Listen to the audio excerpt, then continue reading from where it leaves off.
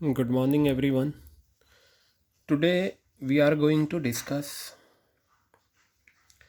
adjustments related questions in method of valuation of goodwill.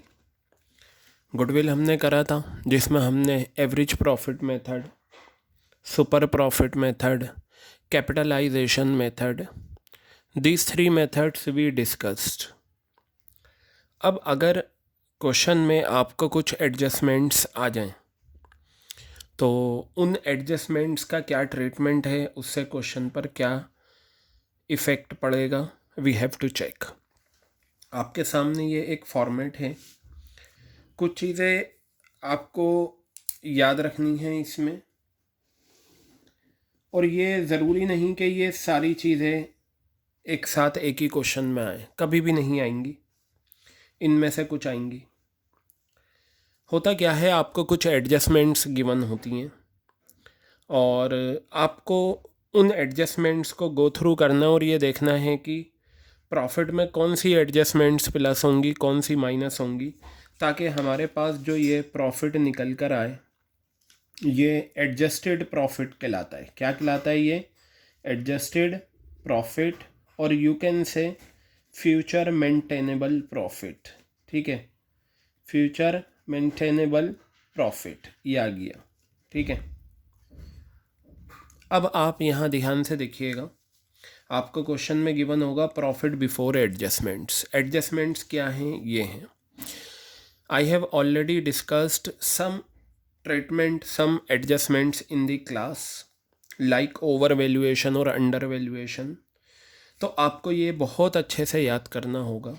और पिछले सालों में देखा गया है कि हर साल इस टॉपिक से क्वेश्चन आ जाता है, और इस बार भी काफ़ी चांसेस हैं इससे आने के. जैसे मैं आपको बताऊं, 2018 या 19 में लगातार 6 नंबर 4 नंबर का क्वेश्चन इससे पूछा गया है, और 1 मार्क में भी आ जाता है. Because this year syllabus reduced by 30%, so there are more chances that one question will be ask from this topic. अब आप थोड़ा सा लॉजिक लगाना है और आपको ट्रिक लगानी है. आप आसानी से इन क्वेश्चंस को हल कर लेंगे. सब कुछ तरीका वही है, वही फॉर्मूले हैं, सब कुछ वही करना है. बस आपको प्रॉफिट को एडजस्टेड प्रॉफिट लेना है प्लस माइनस करके. अब आप यहाँ पर देखिए, जैसे मैंने यहाँ पर over valuation of opening stock, opening stock का ओवर वैल्यूएशन ऐड करा है. ठीक है, अगर ओवर वैल्यूएशन ओपनिंग स्टॉक का ऐड हुआ है तो अंडरस्टूड सी बात है, अंडर वैल्यूएशन ओपनिंग स्टॉक क्या हो जाएगा? लेस. तो आपने ये याद करा और ये लॉजिक लगाकर अपने आप याद हो गया. ठीक है, अगर आपने क्लोजिंग स्टॉक का अंडर वैल्यूएशन ऐड करा है तो ओवर वैल्यूएशन क्लोजिंग स्टॉक का क्या हो जाएगा? ये रहा, sorry, over valuation closing stock का आपका ऐड हो गया. देखिए, ओपनिंग स्टॉक का ओवर वैल्यूएशन ऐड होगा तो ओपनिंग स्टॉक का अंडर वैल्यूएशन लेस हुआ. क्लोजिंग स्टॉक का अंडर वैल्यूएशन ऐड हुआ, क्लोजिंग स्टॉक का ओवर वैल्यूएशन लेस हुआ. क्लियर हो गई बात? एबनॉर्मल लॉस अगर ऐड हो रहे हैं तो एबनॉर्मल गेन माइनस होंगे. ये आ गए. मतलब अगर आप सिर्फ ऐड वाला याद कर लें तो उसी के अपोजिट लेस आपको पता चल जाएगा. ठीक है, ये इन्होंने अलग से दे रखा है, loss on sale of fixed assets. Clear है? अब यहाँ देखिए क्या ऐड करा है? नॉन रिकरिंग एक्सपेंसेस, वो खर्चे जो बार बार नहीं होते. और यहाँ पर लिया गया है नॉन रिकरिंग इनकम्स, वो इनकम जो बार बार नहीं मिलती.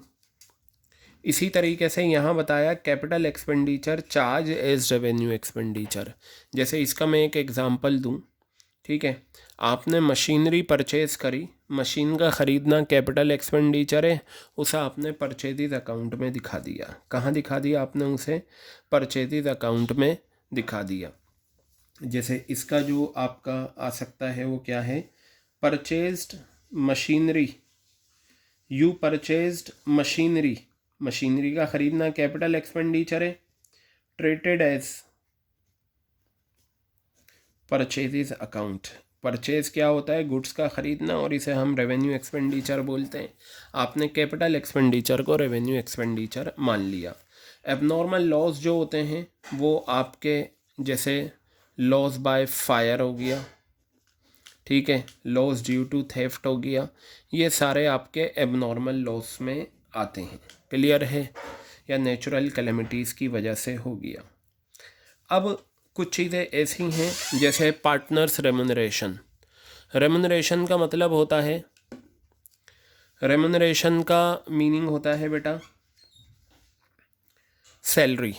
अगर आपको सैलरी दे रखी है और वो डिडक्ट नहीं हुई, अगर आपको सैलरी दे रखी है और वो डिडक्ट नहीं हुई, तो आपको क्या करना होगा? सैलरी को भी माइनस करना होगा। क्लियर है? Income from non trade investment, non recurring incomes, any future expense like insurance premium. तो ये फॉर्मेट आपके सामने है, इसे आपको याद रखना है। जो जो ऐड होना है वो याद करना है, जो लेस होना है वो याद करना है। कुछ चीज़ें ऐसी हैं ऐड वाली याद कर ली तो लेस वाली इजीली याद हो जाएंगी। तो ये format you have to write in your notebook. Now we are going to discuss questions on this topic. Book से ही हम कवर करेंगे, फिर प्रीवियस ईयर के जो क्वेश्चंस हैं वहाँ पर भी हम आएंगे। So let's start adjustments question. आपकी बुक का ही पहला क्वेश्चन है।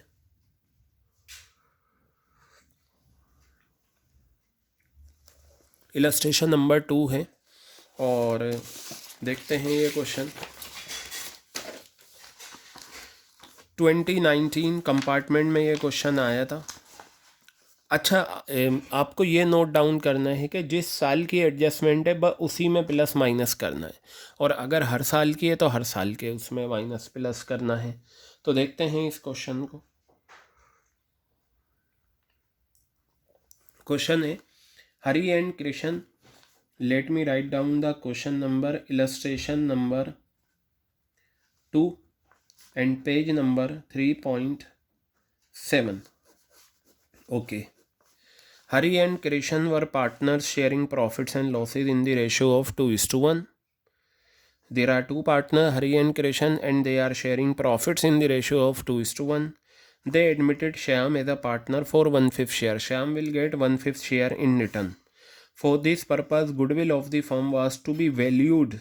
Goodwill will be computed how? On the basis of 3 years purchase of last 5 years average profit. So first write the formula of goodwill. You know very well goodwill formula. Goodwill will be equal to average profit. Average profit multiply number of years purchase. Number of years purchase. This one is the formula of computing the amount of goodwill. Number of years purchase you are given 3. Now come here. आपको given है year 13, 14, 15, 16, 17, 18। 5 साल का आपको profit दे रखा है और ये 4th year में आपको लॉस दे रखा है because it is given in bracket. Bracket indicates minus figure means loss. अब आप यहाँ देखिए, calculate goodwill of the firm after adjusting the following. एक एडजस्टमेंट दे दिए और इसे एडजस्ट करने के बाद आपको क्या करना है? प्रॉफिट निकालना है। प्रॉफिट 14-15 यानी कि इस साल से बिलोंग है ये एडजस्टमेंट। 2014-15 का जो प्रॉफिट है वो कैलकुलेट हुआ आफ्टर चार्जिंग 10,000 रुपये का abnormal loss of goods by fire. Abnormal loss था और ये एबनॉर्मल लॉस कैसे हुआ था? गुड्स में आग लग गई थी 10,000 रुपये का। तो बेटा आपको पता होना चाहिए, जैसे अभी मैंने आपको दिखाया एबनॉर्मल लॉस क्या होता है? ऐड होता है। तो हम इस एबनॉर्मल लॉस को क्या करेंगे? ऐड करेंगे। दिखाने का तरीका ये रहेगा, मैं आपको बता दूं। जैसे आपको ईयर दे रखे हैं, ईयर यहाँ लिखिए। ईयर क्या क्या हैं आपके? 13, 14 ये आ गए, 14, 15, 15, 16, 16, 17 एंड 17, 18। ओके। आप यहाँ लिखिए ये प्रॉफिट। और बेटा ये जो प्रॉफिट है ना, ये बिफोर एडजस्टमेंट है। ये जो प्रॉफिट है ये बिफोर एडजस्टमेंट है। जो बुक में आपको दे रखा है वही मैं लिखूँगा, ये रहे 5 साल के हैं आपको, पाँचों यही फिगर में यहाँ लिखूँगा. Here you will write 50,000, here you will write 40,000, then 75,000, bracket 25,000, okay, and 50,000. Now adjustment, आप यहाँ लिख दीजिए एडजस्टमेंट.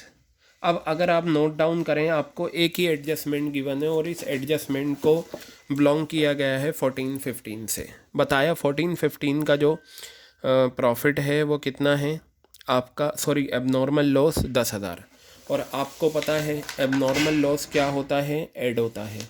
तो आप यहाँ एडजस्टमेंट में प्लस 10,000 कर दीजिएगा 14-15 में. क्लियर है? तो बस आपका होगी, आप यहाँ ले लीजिए प्रॉफिट आफ्टर एडजस्टमेंट. ये प्रॉफिट आफ्टर एडजस्टमेंट्स ये आ गया आपका, या इसे आप नाम दे सकते हैं जो मैंने यहाँ लिखा था एडजस्टेड प्रॉफिट. क्या नाम दे सकते हैं? Adjusted profit. ये आ गया आपका एडजस्टेड प्रॉफिट. तो चलिए देखते हैं. यहाँ कोई एडजस्टमेंट नहीं थी तो यही 50,000 रुपये यहाँ पर आ जाएंगे. 40,000 प्लस 10,000 कितना आ गया? 50,000 रुपये. ये 75,000 आ गया आपका. अच्छा, ये माइनस का साइन आएगा, यानी कि आप यहाँ लिखेंगे 25,000 और ये 50,000. अब देखिए, ये आपको जो एवरेज प्रॉफिट लेना है ना 5 साल का, अब ये वाले प्रॉफिट लेंगे आप. तो याद रखना, अगर क्वेश्चन में एडजस्टमेंट्स गिवन हैं तो एडजस्टमेंट का इफ़ेक्ट देने के बाद जो प्रॉफिट्स आते हैं एडजस्टेड प्रॉफिट्स, उनका एवरेज लेते हैं. ठीक है, तो आप चलिए यहाँ पर एवरेज प्रॉफिट निकालते हैं. आप इसे नाम या तो एवरेज प्रॉफिट कहिए या एवरेज एडजस्टेड प्रॉफिट, एक ही बात है. इसे आप एवरेज प्रॉफिट भी लिख सकते हैं या एवरेज एडजस्टेड प्रॉफिट भी लिख सकते हैं, कोई प्रॉब्लम नहीं है. तो अब जो आप प्रॉफिट लेंगे वो ये वाले लेंगे, ना कि ये वाले. एडजस्टमेंट देने के बाद जो प्रॉफिट आएंगे वो लिए जाएंगे. तो ये 50,000 मैंने यहाँ लिखा. Then I will write 50,000 here, then 75,000. Minus figure means loss, and here as well 50,000 divided by 5. Okay, now if you compute this figure 50 1 lakh 1,75,000, 2,25,000 minus 20,000, 2 lakh rupees here divided by 5, so this will lead to 40,000 rupees. Okay, तो आप ये 40,000 रुपये यहाँ पर लिखें average profit, और ये 1,20,000 रुपये फर्म की गुडविल आ गई. ये जो एवरेज प्रॉफिट है ये बेसिकली एवरेज एडजस्टेड प्रॉफिट है, क्योंकि एडजस्टमेंट के बाद हमने लिया है. So in this manner this question finally completed. Let's do other questions. Come to illustration number 3. Let me clear this illustration. Aman purchased Bharat business with effect from April 1st 2020. Aman ने purchase करा भारत का business with effect from April 1st 2020. Okay, no problem. It was agreed that firm's goodwill will be valued 2 years purchase of average normal profit of last 3 years. पिछले 3 साल का average profit.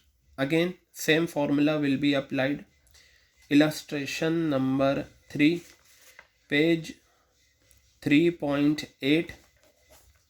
Now first apply the formula. You will write here goodwill.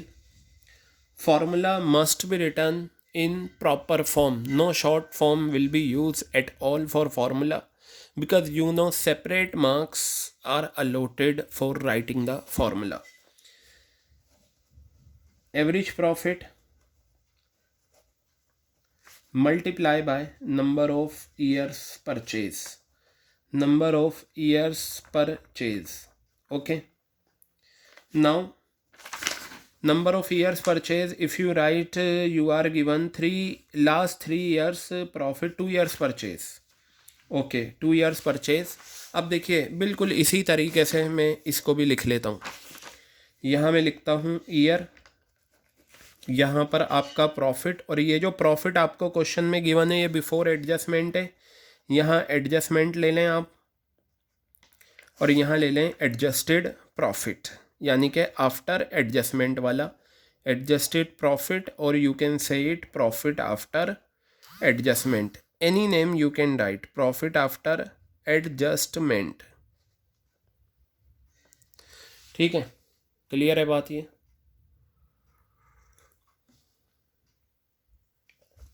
अब year आपको given है 18, 19, 20, 18, 19, 20, ये आ गया। Profit कितना है? 1,00,000, 1,10,000, ये 1,00,000 रुपये, 1,10,000 रुपये, और ये आ गया 85,000।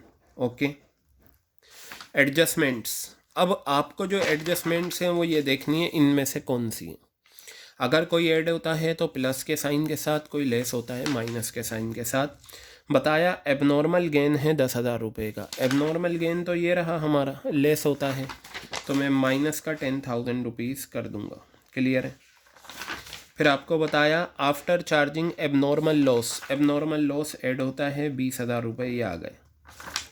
इंक्लूड्स नॉन बिजनेस इनकम, आप ये कह सकते हो ये जो नॉन रिकरिंग इनकम्स हैं या नॉन बिजनेस इनकम, आप इन्हें ये भी बोल सकते हैं income from non trade investment. फिलहाल कितनी है ये नॉन बिजनेस इनकम्स? 5,000 रुपये की ये लेस होंगी। क्या होंगी ये? लेस होंगी 5,000 रुपये की, ये 5,000 रुपये ये आ गए। अब बस आप क्या करें, 1,00,000 में से 10,000 गए, 90,000, 1,10,000 प्लस 1,30,000, और ये आ गया आपका 80,000। तो फ़िलहाल यहाँ पर एवरेज प्रॉफिट आप निकाल के रखें। एवरेज प्रॉफिट पिछले 3 साल का एवरेज इन तीनों का ले लें, divided by 3, 90,000 plus 1,30,000 plus 80,000 divided by 3, कितना आ गया? 1,30,000 और 90, 2,20,000 प्लस 80, 3,00,000 डिवाइडेड बाय 3, कितना आ गया? ये आपका 1,00,000 रुपीज़ आ गया। Got it.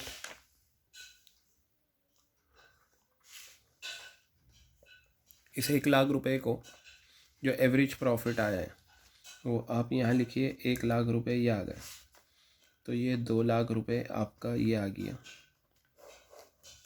ठीक है, एवरेज प्रॉफिट 2,00,000 रुपीज़ आपका इस तरीके से निकल कर आ गया। चलिए अब हम आगे के क्वेश्चंस की तरफ बढ़ते हैं और देखते हैं क्या है question. Come to illustration number 4। Illustration number 4 के लिए I have to use new page. What the question saying? Simran purchased Anita business on April 1, 2020। Simran ने परचेज करा अनीता का business when? 1 April 2020। Okay. It was agreed to value goodwill, goodwill को value करना है। 3 years purchase of average normal profit of last 4 years, पिछले 4 साल का average profit है और 3 years परचेज है। प्रॉफिट है अनीता के बिजनेस का 4 साल का, ये रहा, और ये आपका ये चीज़ आ गई। During the year ended 31st March 2017, an asset was sold at a gain of rupees 10,000. During the year ended 31st March 2018, a machine got destroyed in accident and 30,000 was written off as loss in profit and loss. During the year ended 31st March 19, firm's assets were not insured due to oversight. Insurance premium 10,000 का पे करा। ये regular expense है, हर साल होता है। Goodwill निकालनी है। तो आपका तरीका वही रहेगा जो लास्ट 2 इलस्ट्रेशंस में हमने अभी करा है। सबसे पहले आप एक कॉलम बना लें ईयर का। You will right here illustration 4 page 3.8। You will right here year, profit, adjustment and profit after adjustments. You will write here profit after adjustment, ये आ गया। अब यहाँ पर आप लिखिए ईयर 31st March 2017 लिखा हुआ है, तो आप यहाँ पर ले सकते हैं 31 मार्च, यही लिख दीजिए, ईयर एंडेड लिख लीजिए यहाँ पर, और ये 31 मार्च 2018, 31 मार्च 2019, 31 मार्च 2020। क्लियर। प्रॉफिट आपको ये 4 साल के दे रखे हैं। You will right here 90,000, 1,60,000, 1,80,000, last but not the least is 2,20,000 rupees. Okay. Adjustments, अब देखिए एडजस्टमेंट्स आपको क्या दे रखी हैं। जिस साल की एडजस्टमेंट हो आपको वही दिखाना है। अगर मान लो इस साल की है तो यहाँ लिखना, नहीं है तो बाकी जो दूसरे सालों की है वो लिखना। देखते हैं। डूरिंग द ईयर एंडेड 31 मार्च 2017, यानी कि इस साल की क्या गिवन है। An asset was sold at a gain, profit on sale of fixed assets. एब नॉर्मल गेन का एग्जाम्पल है, ये रहा। ये जो आपको दे रखा है एब नॉर्मल गेन, ये कहलाता है, इसका एक एग्जाम्पल होता है profit on sale of fixed assets. Profit on sale of fixed assets, profit on sale of fixed asset. Clear है। तो आप यहाँ पर लिखिए कितना है, माइनस का 10,000, आप ये माइनस का 10,000 लिखिए।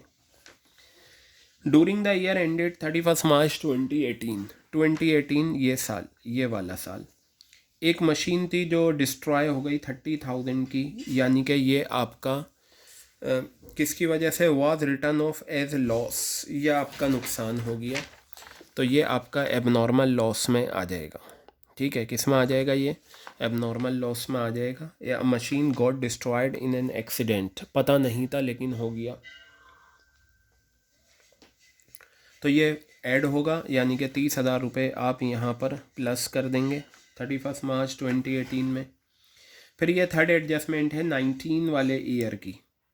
इसमें क्या हुआ है, इंश्योरेंस प्रीमियम है। ये देखिए इंश्योरेंस प्रीमियम मैंने लिखा था, any future expense like insurance premium, less होगा, माइनस कर देते हैं, कितना, 10,000 रुपीज़ माइनस। यहाँ पर कुछ नहीं आएगा, बस अब आप प्लस माइनस करके लिखें 80,000, 1,90,000, 1,70,000 और ये 2,20,000। ओके। अब हम आगे की तरफ बढ़ते हैं।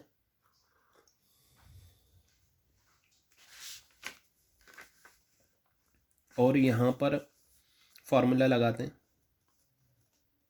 पहले आप एवरेज प्रॉफिट निकालना। एवरेज प्रॉफिट मैंने आपको बताया था, एडजस्टमेंट के बाद के जो प्रॉफिट होते हैं उन्हीं को लेकर हम एवरेज निकालते हैं। तो ये आपका 80,000, 1,90,000, 1,70,000, लास्ट 2,20,000 divided by 4.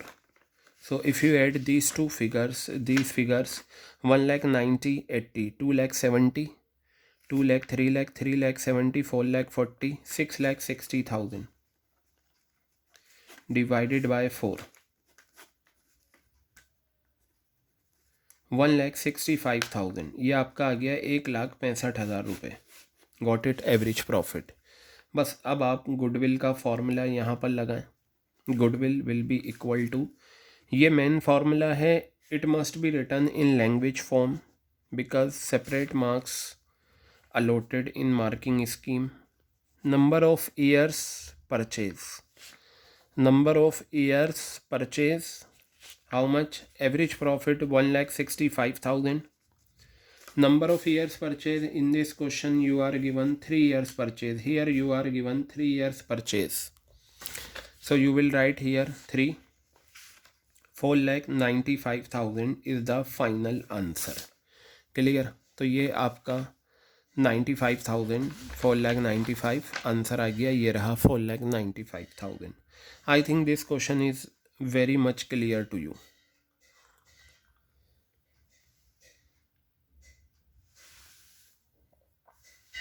अब हम, अच्छा आप देखें, हर क्वेश्चन में सिर्फ आपको एडजस्टमेंट देखनी है कि कौन सी एडजस्टमेंट ऐड होनी है और कौन सी एडजस्टमेंट लेस होनी है। अदरवाइज़ बाकी सब कुछ क्या चल रहा है, सेम चल रहा है।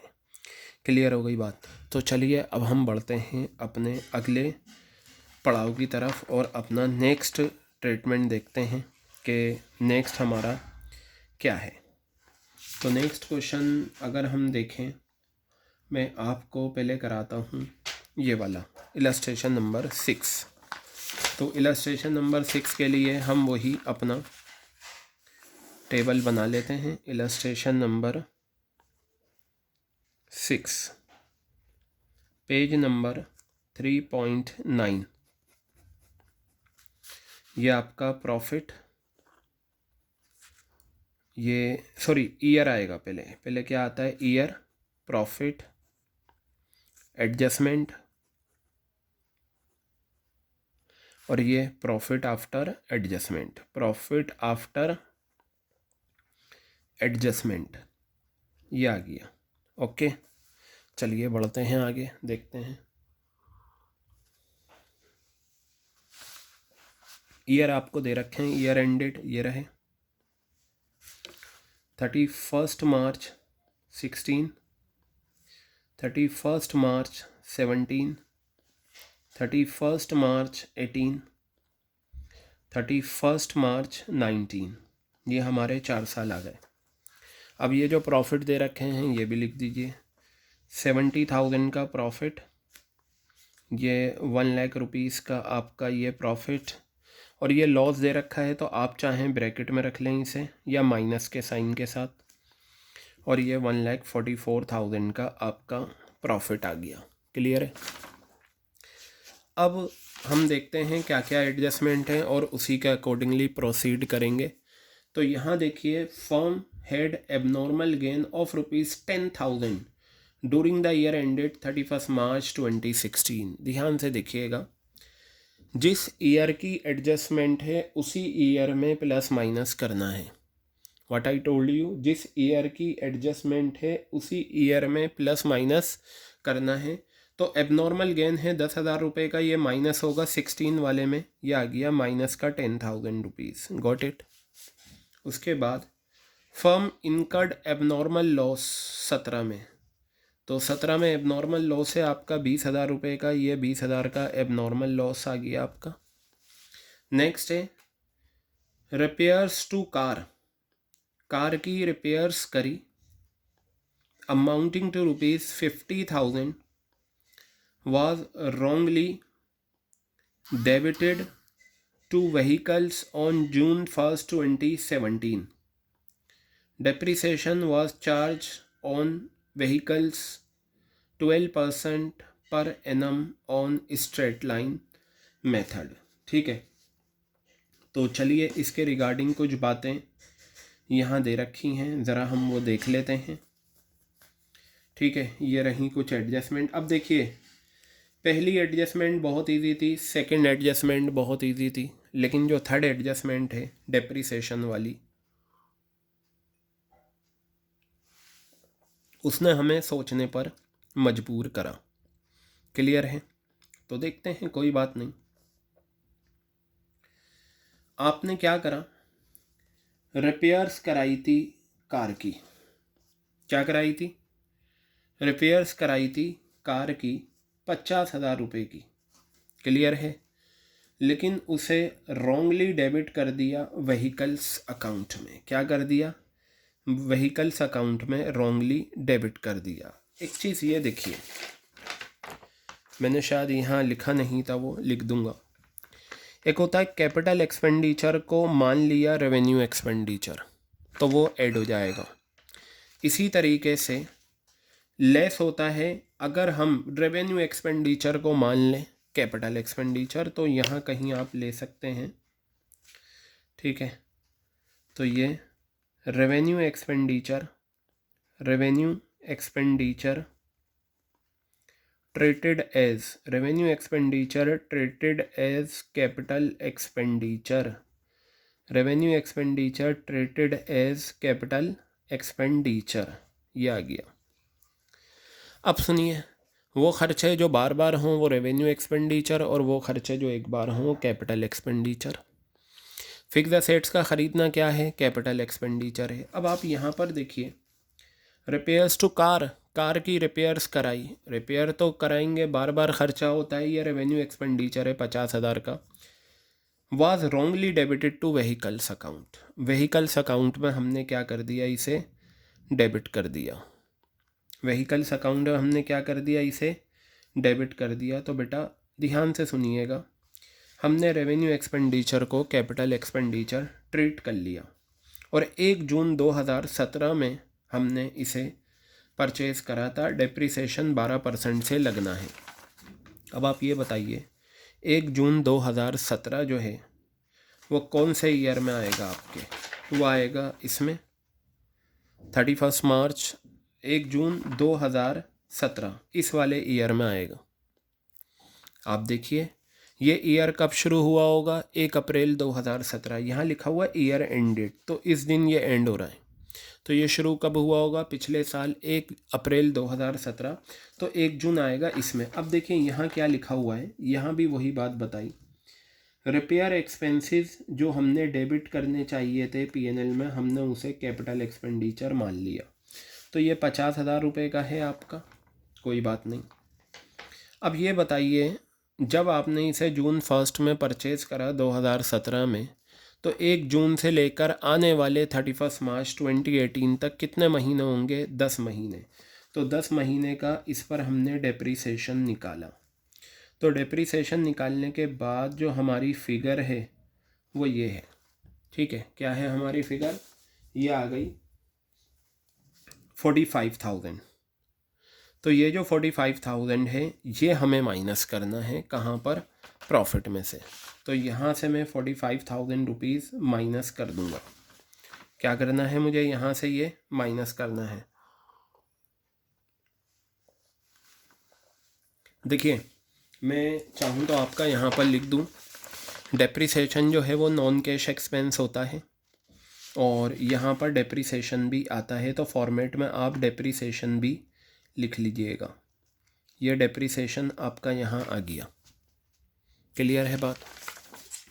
तो ये जो आपका 45 आया है ये किस तरीके से आया मैं बताता हूँ। देखिए ये बात तो आपको पता है, अगर हम किसी रेवेन्यू एक्सपेंडिचर को कैपिटल एक्सपेंडिचर ट्रीट कर लें तो उसे हम क्या करेंगे, माइनस करेंगे। तो ये जो 50,000 रुपये था ये चलो ये माइनस होगा, ये 50,000 माइनस का आ गया, ठीक है। फिर आपने ये परचेज़ करा था 1 जून 2017 में, और अगर आपने व्हीकल्स परचेज़ कर लिया तो डेप्रिसिएशन लगेगा। डेप्रिसिएशन क्या होता है, ऐड होता है, अभी अभी मैंने बताया, ये रहा ऐड होगा। तो ये जो 10 महीने का डेप्रिसिएशन निकला था कितना था, 5,000 रुपये। तो अगर आप यहाँ से नेट इफ़ेक्ट निकालें तो 45,000 आ जाएगा। इस वजह से मैंने यहाँ 45,000 माइनस करा।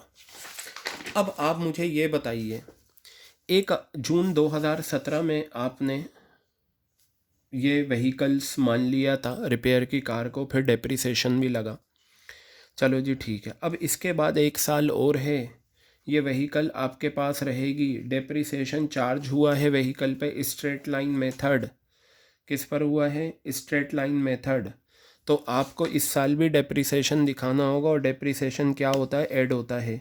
तो ये जो फिगर निकल कर आएगी कैसे आएगी, straight line method, original cost कितने का था, 50,000 रुपये, और 50,000 का आप डेप्रिसिएशन का रेट ले लीजिए, कितना है, 12% है।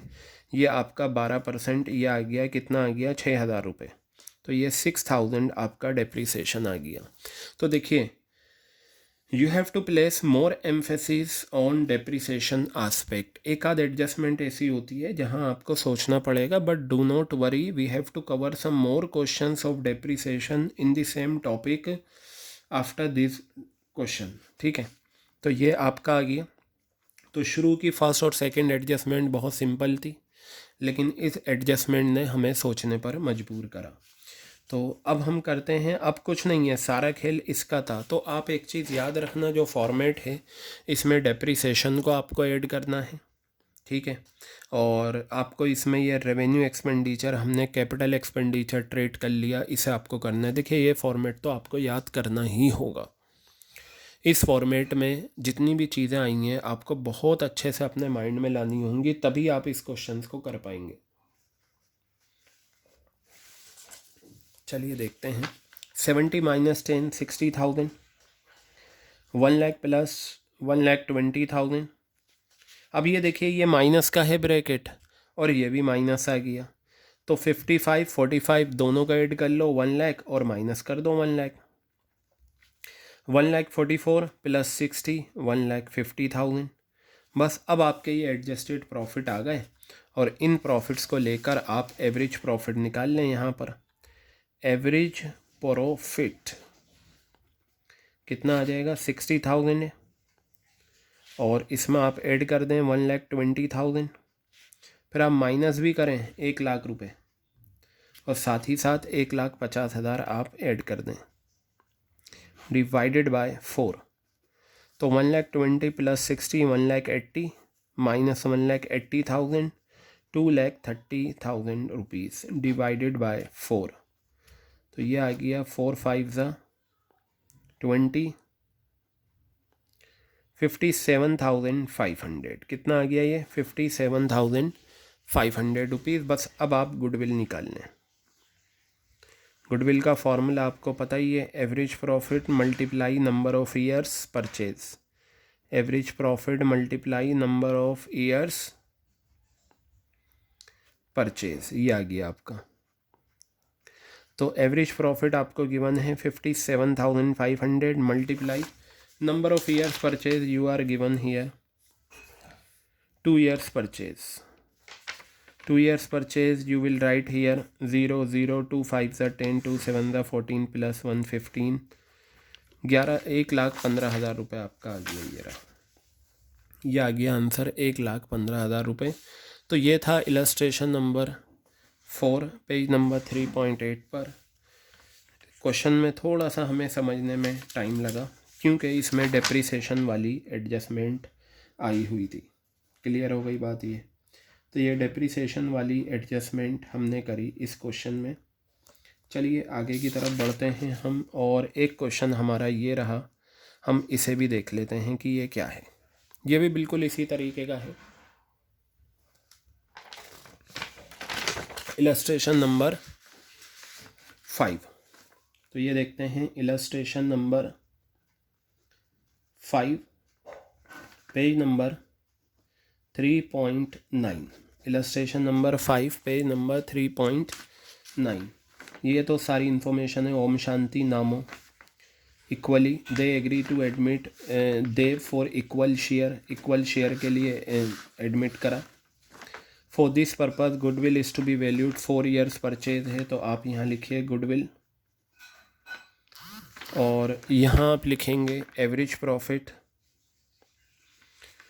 Profit multiply number of years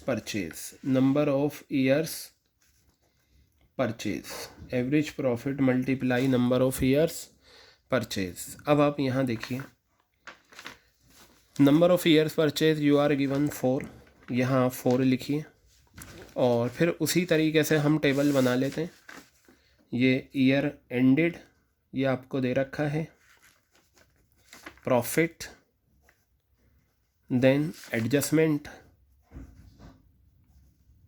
after adjustment आप लीजिए प्रॉफिट आफ्टर एडजस्टमेंट्स, ये लीजिए प्रॉफिट आफ्टर एडजस्टमेंट, ये आ गया। चलिए सबसे पहले मैं यहाँ ईयर लिखता हूँ 31 मार्च 16, 31 मार्च 17, 31 मार्च 18, 31 मार्च 19, 31 मार्च 20। Okay, profit 30,000, here you will write 70,000, 1 lakh, then 1,40,000, 1,20,000 in bracket minus 1,20,000. Got it? Now adjustment है आपको। देखिए डेट बहुत मैटर करती है और बहुत ध्यान से आपको देखना है कि क्या एडजस्टमेंट है। ऑन अप्रैल 1 2019, 1 अप्रैल 2019 यहाँ पर शुरू होगा। देखिए ये साल जो है 31 मार्च 2018 को कंप्लीट हो गया। तो इसके अगला दिन है 1 अप्रैल 2018 से लेकर 31 मार्च 2। देखिए मैं आपको बताऊं, ये जो आपने लिखा है ना, ये इसे आप ऐसे भी लिख सकते हैं 15-16, ठीक है। ये जो आपने लिखा है इसे आप यूँ भी लिख सकते हैं 16-17। क्यों? क्योंकि ये ईयर एंडेड है, इस दिन एंड हुआ है, तो शुरू कब हुआ होगा? 16 में। इसी तरीके से आप इसे लिख सकते हैं 17-18, और इसी ईयर को यू विल राइट 18-19, और फिर आप इसी चीज़ को लिख सकते हैं 19-20। ये आ गया, लेकिन जैसे डेट दे रखी थी हमने वैसे ही लिख दिया। अब इन्होंने कहा 1 अप्रैल 2019, तो 1 अप्रैल 2019 आपका इस ईयर में आएगा, यानी कि 4th ईयर में। क्या कहा? 5 साइकिल्स आपने 20,000 रुपये की परचेज़ करी थी। 5 साइकिल कॉस्टिंग ₹20,000। इसका मतलब 5 साइकिल को मिलाकर 20,000 रुपये का ख़रीदा है। ईच वर्ड नहीं है, वरना मल्टीप्लाई करना पड़ता। तो 5 साइकिल ख़रीदी आपने, कितने रुपए की? Costing ₹20,000 were purchased. कितने की परचेज करी हमने? Were purchase and were wrongly debited to travelling expenses, यानी कि कैपिटल एक्सपेंडिचर है साइकिल का ख़रीदना, लेकिन आपने उसे ट्रेवलिंग एक्सपेंस में दिखा दिया। कैपिटल एक्सपेंडिचर को आपने ट्रीट कर लिया क्या? Revenue expenditure. क्या कर लिया ट्रीट? कैपिटल एक्सपेंडिचर को रेवेन्यू एक्सपेंडिचर ट्रीट कर लिया। Capital expenditure treated as revenue, यानी कि ये ऐड होगा 20,000 रुपये। ठीक है, चलिए 20,000 रुपये ऐड हो जाएगा।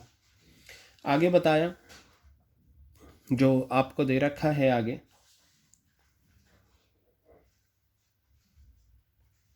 ये जो था ना 1 अप्रैल 2019, वो इस ईयर में आएगा, क्योंकि ये तो 31 मार्च 2019 आपका कंप्लीट हो गया। चलिए ठीक है।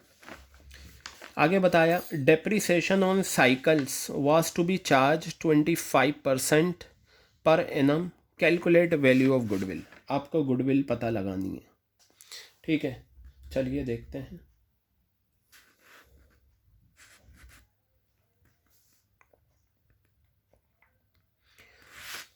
अब बेटा आप ध्यान से देखिएगा, यहाँ पर आपका 1 लाख, जस्ट वेट, 20,000 की साइकिल है, डेप्रिसिएशन लगा, wrongly debited, cost of cycle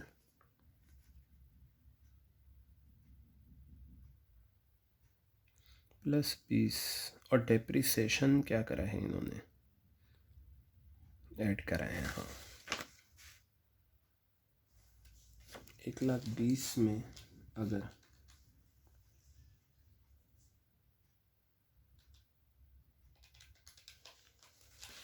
जो 1 मिनट रुकिए, यह आपका माइनस में है,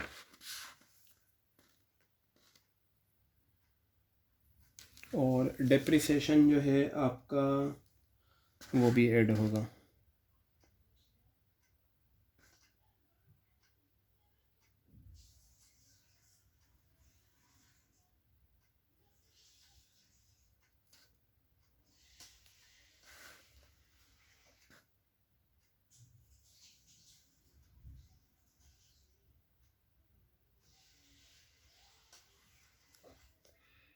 जस्ट वेट बेटा, मैं आपको ये डेप्रिसिएशन की एडजस्टमेंट है, ओके। मैं इसे कवर करता हूँ, इस क्वेश्चन को नेक्स्ट रिकॉर्डिंग में थोड़ा सा चेक करता हूँ इन्होंने क्या करा है इस क्वेश्चन में, और इसी तरीके के मैं 2-3 क्वेश्चन नेक्स्ट रिकॉर्डिंग में आपका कवर करके बताता हूँ।